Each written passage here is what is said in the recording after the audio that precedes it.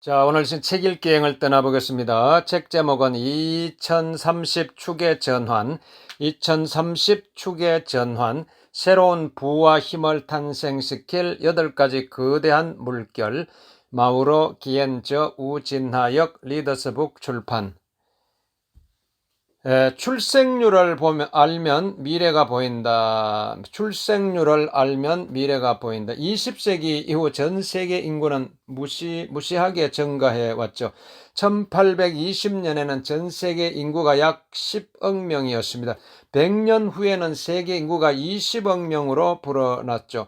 대공황 시대와 2차 세계대전이라는 잠깐의 공백기 이후 인구 증가율은 엄청나게 속도를 내기 시작했습니다. 1960년에 30억 명, 1975년에 40억 명, 1987년에 50억 명, 2000년에 60억 명, 그리고 2010년에는 70억 명까지 불어났죠. 1968년 스탠퍼드 대학교 교수 폴 에럴리히와 앤 에럴리히는 인구 폭발이라는 책을 발표해 큰 반향을 불러일으켰는데, 책 표지에는 억제할 것인가 아니면 멸망할 것인가라고 쓰여 있었죠. 이후 각국 정부와 대다수의 국민들은 불가피하다고 생각해온 문제를 심각하게 바라보게 되었죠. 지구는 이제 초만원이었고 인간들은 스스로는 물론 수백만 종에 달하는 식물과 동물 종들의 멸망을 앞당기고 있었죠. 그렇지만 2030년을 바라보는 지금 우리는 출생률 저하와 맞닥뜨리고 있습니다. 앞으로 수십 년 동안 세계 인구는 1960년과 1990년 사이에 늘어난 인구수의 절반 이하 정도만 증가할 것입니다. 일부 국가에서 이민자들의 비율이 상당히 높은 사실을 감안하면 실질적으로는 인구수가 줄어들죠. 예를 들어 1970년대 이후 미국 여성들은 평균적으로 가임 기간 동안 2명 이하의 자녀를 낳았는데, 이 정도 출생률로는 세대 교체를 장담할 수가 없습니다. 전 세계 많은 국가의 상황이 비슷하죠. 브라질, 캐나다, 스웨덴, 중국, 그리고 일본 같은 국가에서는 앞으로 노년층을 누가 돌보며 그들의 연금을 누가 부담하게 될지 진지하게 고민하기 시작했습니다. 동아시아와 유럽 그리고 미국 등지에서 출생률이 크게 낮아지는 반면 아프리카와 중동 그리고 남아시아 지역은 출생률 하락이 미미하기 때문에 전체적으로 경제 및 지정학적 권력의 균형이 변화하고 있다고 볼 수가 있습니다. 현재 선진국에서 한 명의 신생아가 태어날 때 신흥공업국과 개발도상국에서 신생아 9명이 태어난다고 생각해 보죠. 혹은 미국에서 한 명이 태어날 때 중국에서는 4.4명, 인도에서는 6.5명, 그리고 아프리카에서는 10.2명이 태어난다면, 게다가 세계에서 가장 가난한 지역에서도 차츰 아이들에게 영양을 제대로 공급하고 질병을 예방한다면 이들이 성인이 될 때까지 무사히 자라 부모가 될 확률이 크게 높아집니다. 반세기 전만 해도 케냐나 가나 같은 아프리카 국가에서는 아이들 4명 중 1명이 14세가 되기 전에 사망했죠. 지금은 그 비율이 10명 중 1명꼴입니다. 전 세계의 다양한 지역에서 나타나는 급격한 인구수 변화는 단순히 어느 나라에서 신생아가 많이 태어나느냐는 문제뿐만 아니라 기대 수명이 빠르게 늘고 있는 문제와도 관련이 큽니다.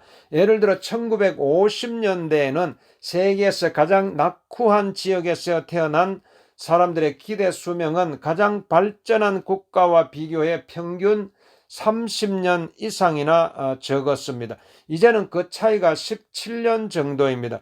1950년에서 2015년에 유럽의 사망률은 3% 정도 낮아졌지만 아프리카에서는 무려 65%나 낮아졌죠. 모든 연령대의 사망률이 낮아지면서 가장 가난하고 어려운 국가에서도 기대 수명이 점점 높아지고 있습니다. 이러한 인구 통계학적 변화가 전 세계에 미치는 영향을 살펴볼 필요가 있습니다.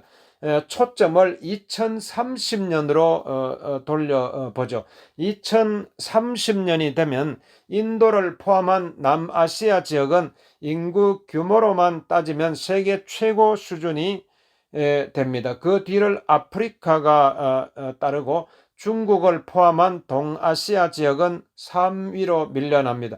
1950년만 해도 인구 규모가 세계 2위였던 유럽은 캄보디아와 인도네시아, 필리핀 그리고 태국 등이 포함된 동남아시아 지역과 라틴 아메리카에 이어 6위가 됩니다. 국가 간 이주나 이민은 인구 흑자 국가에서 인구 적자 국가로 사람들을 보냄으로써 중대한 변화가 낳는 충격을 조금이나마 누그러뜨릴 수가 있습니다. 사실 이런 일은 역사적으로 되풀이되었죠. 1950년대와 1960년대에도 많은 남유럽 사람들이 북유럽으로 이주했죠. 그렇지만 이번에는 이민이나 이주만으로는 인구 불균형 문제를 해결하지 못할 것 같습니다. 제가 이렇게 예측하는 이유는 수많은 국가의 정부가 벽돌과 시멘트 같은 옛날 방식 또는 레이저나 화학 감지 장비 같은 첨단 기술로 국경을 감시하거나 국경의 장벽을 건설하는 데 열중하기 때문입니다. 장벽들이 실제로 세워지지 않거나 효과를 발휘하지 못하더라도 이주나 이민은 인구의 흐름에 큰 영향을 미치지 못할 것입니다. 현재 확인할 수 있는 이주와 인구 성장을 보면 지중해와 맞닿아 있지 않은 사하라 사막 이남 지역의 아프리카 50개국은 2030년에 세계에서 인구가 두 번째로 많은 지역이 될 것이 확실합니다. 그렇다면 향후 20년 동안 이주민 규모가 2배 정도 늘어난다고 가정해 보죠. 이처럼 이주민 규모가 늘어나도 2033년까지만 인구 변동을 지연시킬 수가 있습니다. 즉 우리가 예상하는 새로운 세상의 시작을 향하는 주요 인구 흐름을 막을 수 없을 뿐더러 고작해야 3년 정도 흐름을 완화시킬 수 있을 뿐입니다. 그렇다면 어째서 전 세계적으로 출생률이 떨어지고 있을까요? 대답하기 까다로운 질문입니다. 결국 임신을 하려면 무척 잘 알려져 있고 실천하기도 쉬운 그 방법이 동원되어야 합니다. 우선 제 가족의 족보를 소개하며 질문에 대답해 보겠습니다. 제 고조 할머니는 스페인 분이셨는데 21차례나 임신하고 19명의 자녀를 낳으셨습니다. 처음 출산하셨을 때 나이는 21살이었고 마지막 출산은 42살에 하셨죠. 이후 국가가 발전하면서 여성들의 교육 수준이 높아지고 가족의 규모가 줄어들기 시작하다가 마침내 여성 한 사람이 1명에서 2명 정도의 자녀를 낳는 수준이 되었죠. 여기서 돌아봐야 할 중요한 문제는 세계 다른 지역들의 사정입니다. 아프리카와 중동 그리고 남아시아 지역 등지에서는 지금도 수백만 명의 여성들이 평생 동안 5에서 10 아니 그보다 많은 자녀를 낳습니다. 평균적으로 보면 시간이 흐를수록 개발도상국에서도 여성 한 사람이 낳는 자녀의 수가 크게 줄고 있죠. 선진국에서는 앞서 언급한 것과 같은 이유로 약 2세대 전부터 출생률이 곤두박질시기 시작했죠. 이제 여성들이 가정 밖에서 더 많은 기회를 누리며 살 수 있는 세상이 되었고 이 기회를 잡기 위해 여성들은 더 수준 높은 교육을 받는 쪽을 선택했습니다. 그 결과 여성들은 임신과 출산을 미루었죠. 사회와 경제 생활에서 여성의 역할이 변화하여 일반적인 현상이 되었고 전 세계적인 출생률 저하의 가장 중요한 요인이 되었습니다. 여성들은 점점 더 세상을 좌우하는 중요한 존재가 되고 있습니다.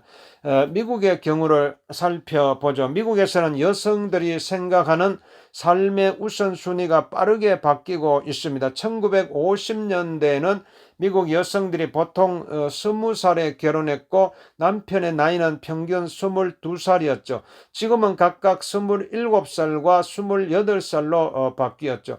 첫 아이를 출산하는 연령대도 평균 28살로 올라갔습니다. 이런 변화가 일어나는 데는 역시 교육의 영향이 컸죠.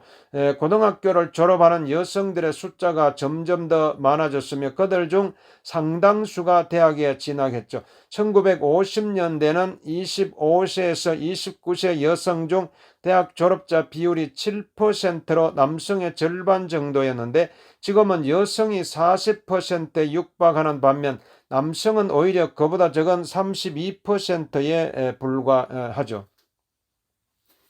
인구의 진화는 대단히 복잡하고 번거로운 과정을 거칩니다. 수천 년 동안 인구 성장에 큰 영향을 미친 요소는 식량 확보와 전쟁 그리고 질병이나 자연재해 등이었죠. 철학자와 신학자, 과학자들은 오랜 세월 동안 지구의 자원이 얼마나 많은 사람을 감당할 수 있느냐는 문제로 고민해 왔죠. 1798년 영국 국교회의 사제이기도 했던 경제학자 토마스 로버트 멜서스는 훗날 멜서스의 함정으로 알려지는 이론을 발표하면서 사람들이 너무 많은 자녀를 낳고 자원을 계획 없이 낭비한다고 경고했죠. 멜서스가 살았던 시대에 전 세계 인구는 10억 명 이하였는데 지금은 75억 명이 지구에 살고 있습니다.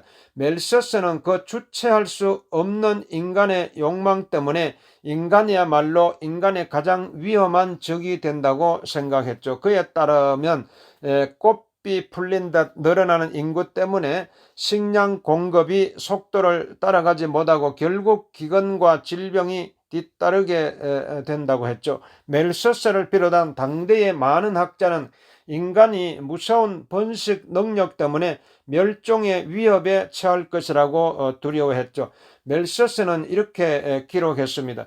인구의 위력은 인간을 위해 자원을 공급하는 지구의 능력을 월등히 뛰어넘는다. 그렇기 때문에 조산이든 사산이든 어떤 수단으로든 사람들의 숫자를 줄여야 한다. 오늘날을 살아가는 우리는 멜서스가 발명과 혁신의 잠재력을 과소평가했다고 말할 수가 있습니다. 발명과 혁신은 농업 분야를 혁명적으로 개선했죠. 멜서스는 또한 더 빠르고 값싼 해양 운송수단 덕분에 국제적 교역이 가능해져서 식량 공급망이 엄청나게 확대될 가능성도 간과했죠. 그렇지만 인구와 식량 문제가 동전의 양면과 같다는 사실을 지적한 점은 적절했다고 볼 수가 있죠.